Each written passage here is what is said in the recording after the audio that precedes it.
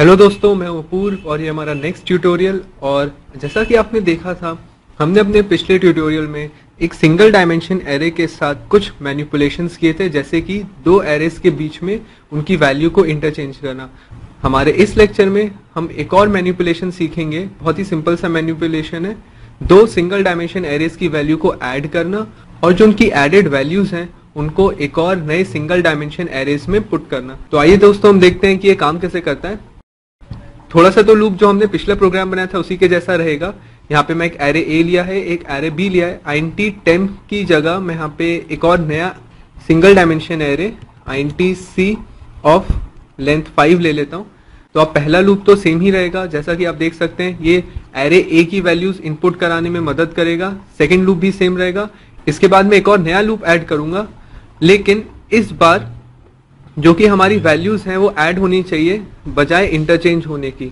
तो आप देख सकते हैं मैं इसी लूप के अंदर दोबारा से लिखता हूं c of i is equal to a of i plus b of i semicolon. तो आप देख सकते हैं यहाँ पे सिर्फ एक लाइन ऐड करने से ये जो हमारा पूरा एडिशन का काम है वो हो जाएगा, करेगा और उसको c ऑफ i में पुट करेगा। मान लीजिए अगर i की वैल्यू 0 होती है तो वो a की 0th वैल्यू को और b की 0th वैल्यू को, मतलब a का जो इंडेक्स 0 पे जो वैल्यू है और b की इंडेक्स 0 पे जो वैल्यू है उनको ऐड करेगा और c एरे में पुट कर देगा। हर बार जब ये लूप चलेगा तो a की वैल्यू और b की वैल्यू को ऐड c के 0 इंडेक्स पे जो a और b की जो सम की जो वैल्यू है उसको वहां पे पुट कर देगा। तो यहाँ पे तो हम इसको भी सेम रहने देते हैं कि value of array a is value of array b is. यहाँ पे एक और लाइन में ऐड कर देता हूँ, value of array c is. तो आप देख सकते हैं यहाँ पे थोड़ी सी इंडेक्सिंग कर देता हूँ मैं प्रॉपर। यहाँ पे लिख देता हूँ the value of array c is, और यहाँ पे c और इसके बाद में एक और c आउट \n लगा देता हूँ, क्योंकि आपने देखा होगा हमेशा जो सिस्टम पॉज है हमेशा उसी लाइन में जुड़ा हुआ आता है, तो एक \n लगा देते हैं। तो आप देख सकते हैं दोस्तों हमारा प्रोग्राम बनके तैयार हो गया है। पहले मैंने एक एरे ए लिया है, उसकी वैल्यू इनपुट कराई है, एक एरे बी लिया है, उसकी वैल्यू इनपुट कराई है, एक थर्ड लूप है जिसमें ए और बी की वैल्यूज ऐड होके सी में आती हैं। फिर उसके बाद मैंने एरे ए का आउटपुट करवाया है, एरे बी का आउटपुट करवाया और फाइनली एरे सी का आउटपुट मैंने करवाया है। तो आइए दोस्तों हम इसको रन करके देखते हैं। तो दोस्तों आप देख सकते हैं हमारा प्रोग्राम एग्जीक्यूट हो गया और ये हमेशा की तरह कर्सर रुका हुआ है, ये हमारी वैल्यू के इनपुट के लिए रुका हुआ है। तो मैं यहाँ पे सीक्वेंशियली एक के बाद एक वैल्यूज इनपुट करता हूँ, 1 1 1 1 1। तो फर्स्ट 5 वैल्यूज हैं ये एरे ए में जाएंगी, मैं एंटर मारता हूँ।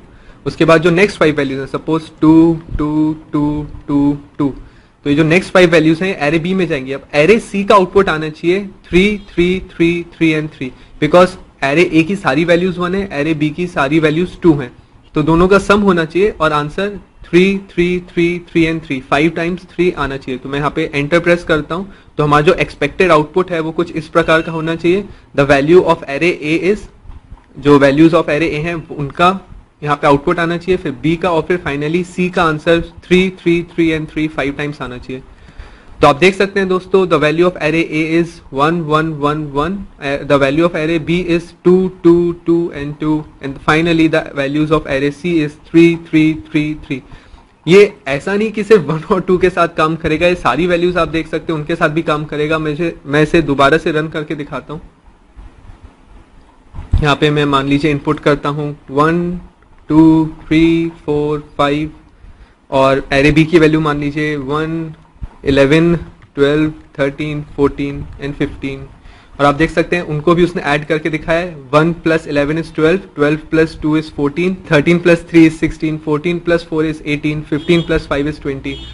तो आप देख सकते हैं दोस्तों यहाँ पे कितने आसानी से हमने दो एरेज की वैल्यू को ऐड करके एक नए एरे में पुट किया है। तो ये बहुत ही सिंपल मैनिपुलेशन है एक एरे के लिए।